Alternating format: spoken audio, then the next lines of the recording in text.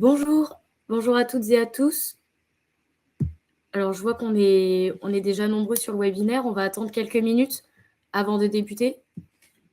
On va attendre 5 petites minutes.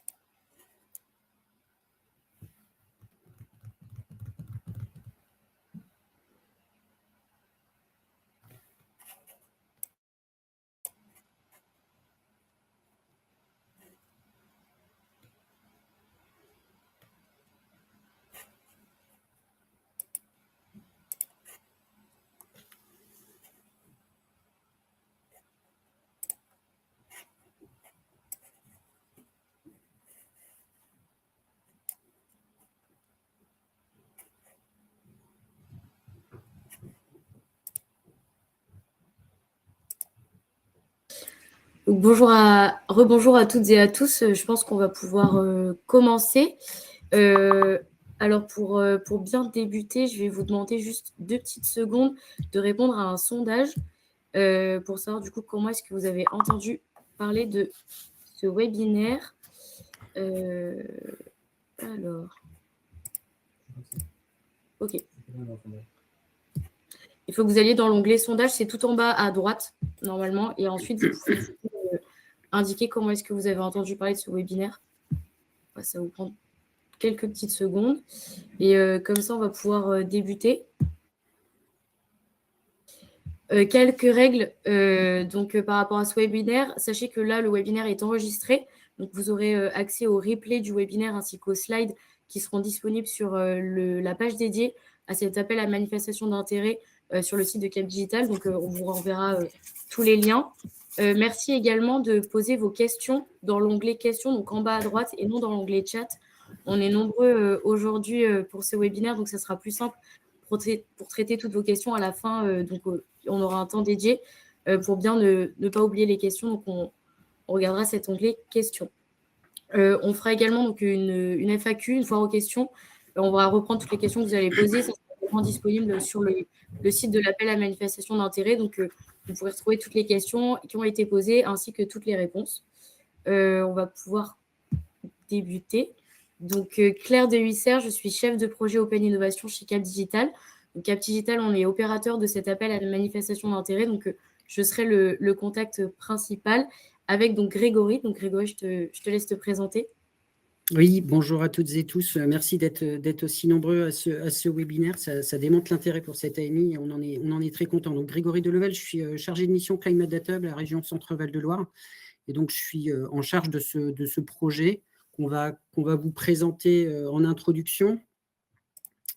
Voilà le déroulé du webinaire de présentation, avec donc effectivement dans un premier temps une présentation du Climate Data Hub en quelques slides, qui va nous permettre d'arriver ensuite sur le contexte et les enjeux de cet appel à manifestation d'intérêt. Puis on rentrera plus précisément dans les attendus de cet appel à manifestation d'intérêt. Puis Claire ensuite reprendra la parole pour vous présenter Cap Digital, qui est donc l'opérateur, et puis les conditions de participation. Et puis bien évidemment, en fin de séance, on se laissera un temps de questions et réponses, notamment pour répondre aux questions que vous aurez pu poser dans l'onglet questions.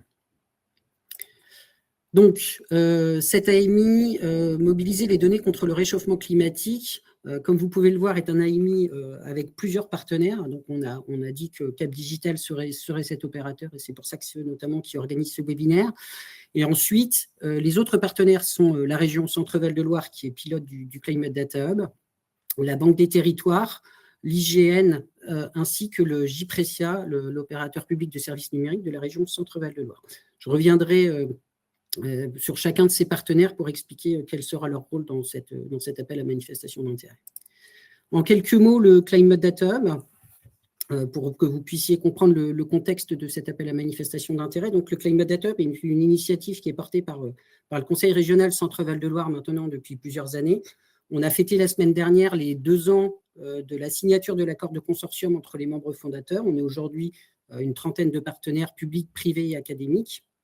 Et ce consortium a finalement été l'accomplissement d'une phase de préfiguration qui avait duré entre 2020 et 2022, durant lesquelles on s'est interrogé sur un certain nombre de sujets qui permettaient de faire converger effectivement les problématiques de transition climatique et de transition numérique, avec cette idée que la donnée, plus particulièrement la donnée, devait être un outil au service des politiques publiques et de l'optimisation des politiques publiques en matière de transition écologique. Toutefois, cette utilité ne pouvait être qu'encadrée, et c'est pourquoi il nous semblait pertinent, intéressant, de réfléchir à la mise en place d'un tiers de confiance. C'était le terme initial que l'on avait employé pour créer le Climate Data Hub. Aujourd'hui, on parle peut-être plus davantage de cadre de confiance. En tout cas, on essaye, au travers de cette initiative, de réunir des conditions juridiques, éthiques, économiques et techniques, bien évidemment, pour faciliter, fluidifier le partage de la donnée climatique, de la donnée environnementale, et pas que, au service des politiques publiques de transition écologique, en essayant de développer des services, des produits, des outils qui soient utiles à ces politiques publiques. Vous allez le voir dans le règlement de l'appel à manifestation d'intérêt. Quand on parle des données, on parle de 3 silos de données principalement. On parle des données, on va dire, open data, les données publiques, même si on ne parle pas que des données publiques open, on peut aussi envisager des données publiques qui sont à accès restreint. On parle bien évidemment des données privées, donc des données issues des entreprises. Et puis, on va parler également des données personnelles et voir dans quelle mesure, par exemple, on pourrait mettre en place des démarches de self-data. Donc, le Climate Data Hub, comme je l'ai déjà dit, a pour objectif de partager des données publiques privées dans un cadre éthique et de confiance, de créer des solutions opérationnelles pour relever des défis de la transition écologique et énergétique grâce aux données, et puis donc faire émerger des services créateurs de valeurs sociales, environnementales et économiques. L'idée est bien de travailler et de mobiliser ces données au service de l'intérêt général. Et dans une moindre mesure, bien évidemment, le Climate Data Hub, qui est un lieu d'animation et un lieu de réflexion, a pour objectif de sensibiliser sur l'importance de la valeur, l'utilisation et le partage des données. Ça se concrétise par différentes actions. Donc, je l'ai déjà dit, assurer les conditions éthiques, juridiques, techniques et économiques du partage des données au service de l'intérêt général. Alors, assurer les conditions éthiques, ça s'est matérialisé notamment par la rédaction d'une charte éthique qui est aujourd'hui accessible et qui sera en annexe du règlement de l'appel à manifestation d'intérêt. La question juridique, j'ai déjà évoqué tout à l'heure l'accord de consortium. C'est ce qui aujourd'hui régit la gouvernance du Climate Data Hub et organise la comitologie, la feuille de route, les prises de décision de ce consortium d'une trentaine d'acteurs. Et puis, effectivement, on réfléchit encore aux questions à la fois de modèle économique, et ça va être aussi une des questions prégnantes de cet appel à manifestation d'intérêt, ainsi qu'aux besoins en termes d'infrastructures techniques, avec, de manière sous-jacente, une réflexion sur ce qu'est un data space territorial au service de la transition écologique et énergétique. Donc, effectivement, le but du jeu, c'est de proposer de mettre en œuvre des cas d'usage à impact territorial et environnemental qui vont nous permettre de répondre à ces différentes problématiques que je viens d'exposer. Et puis, bien évidemment, je l'ai dit également, le Climate Data Hub, c'est un consortium d'acteurs, donc il faut faire vivre ce consortium, le faire grandir, et puis impulser et animer des partenariats. C'est pourquoi aujourd'hui, on a décidé de lancer cet appel à manifestation d'intérêt pour créer de nouveaux cas d'usage. Alors, je dis de nouveau parce que le Climate Data Hub en a déjà incubé plusieurs. Il a eu la possibilité de travailler à la fois sur la décarbonation des transports scolaires en région Centre-Val de Loire. Il a eu la possibilité de travailler sur l'identification et la remédiation des îlots de chaleur urbains. Et puis, plus récemment, le Climate Data Hub a été lauréat d'un appel à projet France 2030, démonstrateur d'intelligence artificielle frugale au service des territoires, le fameux DIAT. Et c'est comme ça qu'est né le projet Préviso, qui a pour objectif de mettre en place une intelligence artificielle au service d'une détection plus rapide des étiages des périodes de sécheresse. Donc, l'idée de cet appel à manifestation d'intérêt est de recréer des cas d'usage, un peu comme les 3 que je viens de vous exposer, qui permettront donc à la fois de répondre à des problématiques environnementales tout en mobilisant les données que vous serez en mesure de mettre à disposition et les technologies, les expertises que vous serez capable de réunir pour répondre à cet appel à manifestation d'intérêt. Donc, je vais passer rapidement à la présentation plus précise, un peu plus technique de cet appel à manifestation d'intérêt.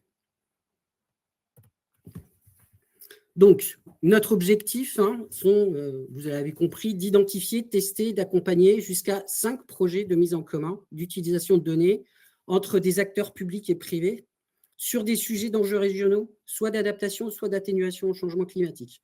On a souhaité ne pas aller au-delà de 5 projets parce qu'on souhaite que ces projets puissent être suivis correctement, accompagnés correctement et matériellement et humainement parlant, il aurait été délicat d'aller au-delà de ces 5 projets. Et puis effectivement, l'idée, un peu comme on le fait au travers de Préviso ou des précédents cas d'usage, c'est de proposer des démonstrateurs qui reposent sur du croisement de données et qui répondent à ces enjeux du territoire au service de l'action publique territoriale pour la transition écologique. Donc ça, ce sont les objectifs principaux. Et si vous voulez peut-être mieux comprendre ce qu'on recherche à travers ces objectifs, effectivement, vous appuyez sur l'exemple de Préviso et sans doute ce que vous permettra de mieux vous imprégner des objectifs de cet appel à manifestation d'intérêt. Ça se décline comment en termes de typologie de projet attendu?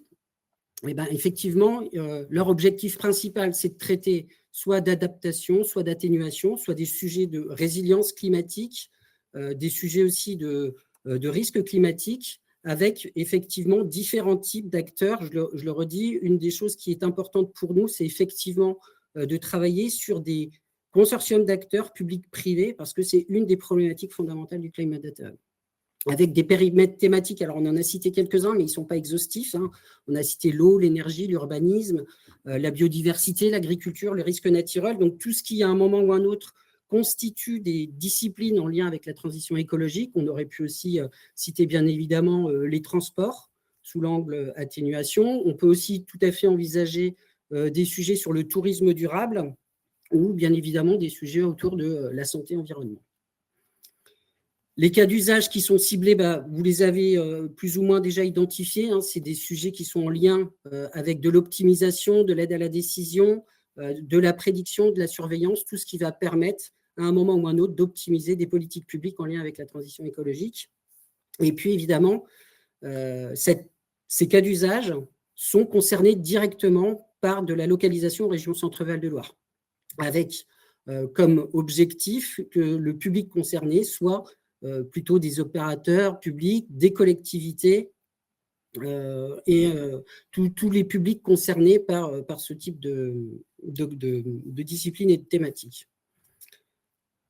On attend évidemment de cet appel à manifestation d'intérêt et des lauréats qui seront retenus un impact fort sur des aspects d'innovation et d'amélioration des politiques publiques. Et comme c'est dit dans la slide, cette liste, elle est non exhaustive et elle vise uniquement à guider votre réflexion et à vous aider à construire les réponses. Donc, là encore, des choses qui ont déjà été dites, mais que je préfère préciser, hein, les projets devront intégrer une ou plusieurs spécificités suivantes. Donc, effectivement, cette idée d'exploiter des données multisources, donc données publiques, données privées, données personnelles, voire de développer de nouvelles sources de données, ou en tout cas, d'ouvrir des données qui sont existantes, mais qui ne sont pas aujourd'hui facilement accessibles. Avec derrière donc l'idée de prototyper ou de développer des outils et des services numériques qui permettront d'accéder aux données, de les visualiser, de les exploiter et de les mettre en commun. Et puis avec toujours cette idée, bien évidemment, d'améliorer les services ou les processus et de prendre en compte, et ça c'est un aspect très déterminant, notamment pour un de nos partenaires qui est la Banque des Territoires, de prendre en compte les enjeux liés à la souveraineté dans les choix technologiques effectués. C'est un élément de notre grille d'analyse qui a vraiment beaucoup d'importance. Alors, le niveau de maturité des projets attendus, on l'a différencié de deux manières. Concrètement, ce qu'on souhaite, c'est effectivement être sur des TRL de 3 à 6 sur des projets qui demandent à être testés. Donc, effectivement, on est plutôt sur des démonstrateurs, sur du proof of concept, ce qui veut dire effectivement qu'on ne veut pas non plus partir de rien. S'il y a, comment dire, un terreau favorable à la création de quelque chose, on préfère effectivement que ce terreau ait déjà un niveau de maturité suffisant qui va nous permettre de l'aider à grandir. Et puis, on a un deuxième axe qui est celui d'avoir la possibilité de soumettre des projets qui ont un niveau de maturité qui est plus important, notamment s'ils ont déjà été testés sur d'autres territoires que ceux de la région Centre-Val de Loire, mais dont le cas d'usage peut intéresser la région Centre-Val de Loire. Donc, ce qui veut dire effectivement qu'un projet qui aurait été déployé dans une autre région avec un niveau de maturité intéressant pourrait faire l'objet d'un test en région Centre-Val de Loire. Et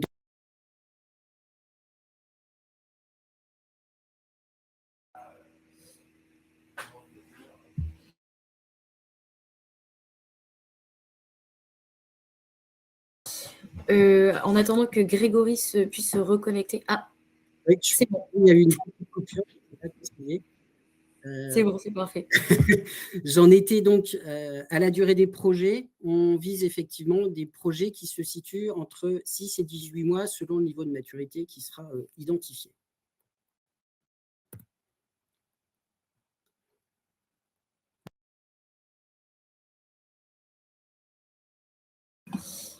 Donc, concernant les éléments du dossier attendu, on va attendre un dossier de candidature, donc, notamment avec un pitch deck, une description technique, importante de bien préciser le budget et le plan opérationnel. Ah bah, Grégory, je te laisse la suite. J'ai juste commencé le premier. Je vais te laisser la parole parce que j'ai un petit souci. Je suis désolée, je ne sais pas d'où ça vient, mais ça fait plusieurs fois que je suis interrompue. Donc, je te laisse prendre le relais si tu veux bien, Claire. Ça marche, pas de souci. Vous allez pouvoir retrouver sur la page dédiée, donc sur le site de Cap Digital, un template de réponse type. Avec les éléments qui peuvent être attendus, c'est un modèle. Vous n'êtes pas obligé de suivre exactement à la ligne, mais voilà, c'est pour comme ça vous aurez un modèle directement sur le site. On va également attendre donc, pour ce dossier de candidature un prototype démonstrateur ou en tout cas une solution à adapter donc, aux spécificités du territoire, notamment de la région Centre-Val de Loire, donc comme Grégory l'a dit auparavant, et puis un document d'évaluation de l'impact du projet. Donc, voilà les principaux éléments du dossier qui vont être attendus pour les candidatures. À la clé, donc pour les lauréats, on va avoir donc une aide financière donc sous la forme d'une subvention de la Banque des Territoires. À savoir que le projet donc proposé ne devra pas dépasser un budget global de 200 000 €. Le taux d'accompagnement respectera le cadre juridique communautaire habituel, donc applicable aux aides de l'État. Et le porteur de projet ou le consortium devra financer à minima 30% du budget global, donc en cash ou en valorisation du temps homme, par exemple. Vous aurez également donc accès à des ressources et financements, donc notamment financement par la région Centre-Val de Loire de la mise à disposition du chargé de mission Climate Data Hub pour la gestion et la mise en œuvre du projet retenu. Donc, par exemple, aide à la décision, conseil. Financement par la région Centre-Val de Loire de la mise à disposition d'expertise technique pour la gestion, l'analyse et la valorisation de la donnée. Un apport d'expertise technique de l'hygiène, accompagné de la mise à disposition donc, de données spécifiques. Un apport également de ressources techniques par le JPRECIA, donc temps et expertise, pour l'hébergement, la supervision et le stockage de données, Et enfin, un accompagnement donc, de Cap Digital dans l'identification de potentielles sources de financement publiques complémentaires donc, au niveau régional, national ou européen. J'ai l'impression que ça s'est stabilisé, donc je vais reprendre rapidement la parole, si tu veux bien, Claire. Juste, voilà, comme vous pouvez le constater, hein, j'ai annoncé les noms des différents partenaires qui étaient présents pour nous accompagner sur cet appel à manifestation d'intérêt. Vous pouvez constater que chacun s'est mobilisé pour essayer de constituer une proposition de valeur qui soit intéressante pour les porteurs de projets, chacun selon ses spécificités, ses niveaux d'expertise et de compétences. Donc voilà, c'est aussi pour ça que les partenaires sont présents et je tiens à les remercier voilà, à cette occasion. Merci Grégory. Hop. Donc pour vous présenter rapidement donc Cap Digital, donc comme l'a expliqué Grégory, on est opérateur de l'appel. Donc pour ceux qui ne nous connaissent pas encore, donc Cap Digital, on a un pôle de compétitivité, donc on a le statut d'association loi 1901.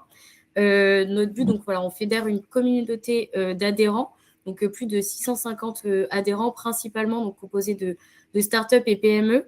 On a également donc des grands comptes, des écoles et laboratoires, des fonds d'investissement et des collectivités. Cap Digital existe depuis près de 20 ans. Et donc nos missions principales sont vraiment de fédérer cette communauté, donc notamment autour de 4 verticales. Donc, on va avoir tout ce qui va être territoire intelligent et durable, data IA, retail, ICC, donc industrie collective et créative. Puis on va accompagner également donc, nos adhérents autour de projets d'open innovation, de projets européens et également donc, de projets de R&D, puisque donc, on a une équipe R&D donc, qui reçoit des projets puis ensuite qui va les labelliser. Donc, important de souligner donc, de 40% des projets accompagnés par Cap Digital depuis 2023 ont obtenu un financement sur les appels nationaux donc opérés par la BPI. Voilà rapidement pour une présentation de Cap Digital. Concernant les conditions de participation donc, à cette AMI. Cette AMI est ouverte à tout type de structure, de toute taille, donc que ce soit PME, association, université, grande entreprise. Vous pouvez candidater seul ou en consortium. Si vous souhaitez rejoindre un consortium, vous devez remplir un formulaire qui sera présent sur la page dédiée sur le site internet. Ensuite, une fois ce formulaire complété, vos informations apparaîtront dans un fichier Excel qui recensera donc toutes les informations des participants et des structures intéressées pour monter ou rejoindre un consortium. Vous pourrez ensuite prendre contact directement avec les structures qui vous intéressent ou donc vous êtes libre de répondre également donc, aux potentielles demandes donc, de structures.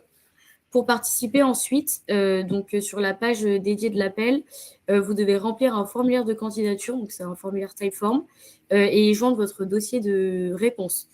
Si vous candidatez en consortium, c'est le chef de file du consortium donc, qui devra déposer ce formulaire. Vous pouvez également donc, nous transmettre votre dossier si trop volumineux ou d'autres fichiers ou dossiers que vous jugez pertinents à votre candidature à l'adresse mail ici, openinnovation@capdigital.com.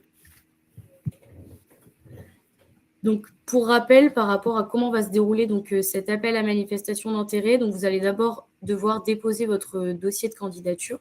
Ensuite, votre dossier sera évalué, donc indépendamment des autres. Puis aura lieu un comité de présélection. Donc, les candidatures ayant obtenu les meilleures notes seront invitées à participer au jury de sélection, donc au jury final en présentiel. Ensuite, aura lieu donc une préparation à l'entretien pour ce jury final, donc avec Cap Digital. Donc, on va organiser avec les structures présélectionnées des entretiens pour peut-être voir des points qui resteraient à améliorer ou à éclaircir pour le jury final.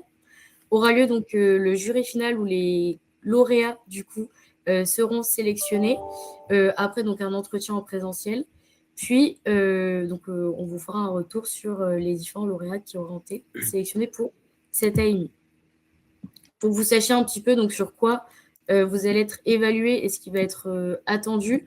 Donc, ça va être des informations que vous allez également retrouver donc, dans le règlement qui sera disponible sur la page web.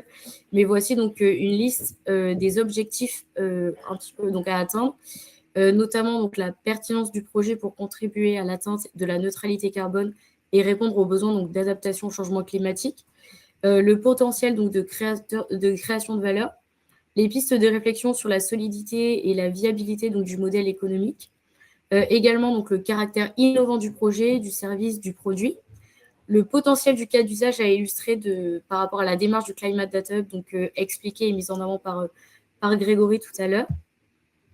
Également, donc, vous allez être évalué sur le profil des candidats, donc les compétences, l'expérience, les références passées, l'adéquation de l'équipe mobilisée, donc même si vous répondez seul ou en consortium, la transparence et l'explicabilité, interprétabilité donc des solutions retenues, et également ensuite donc la capacité à déployer ou à répliquer donc le projet sur d'autres thèmes ou sur d'autres territoires.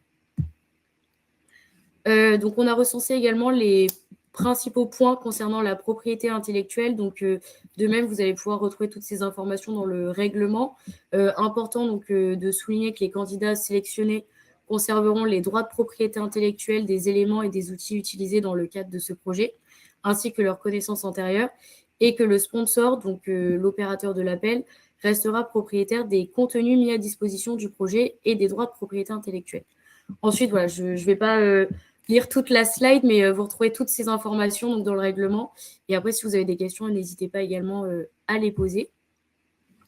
Par rapport au calendrier donc, de l'appel à manifestation d'intérêt, cette AMI donc, est ouverte depuis le 11 décembre.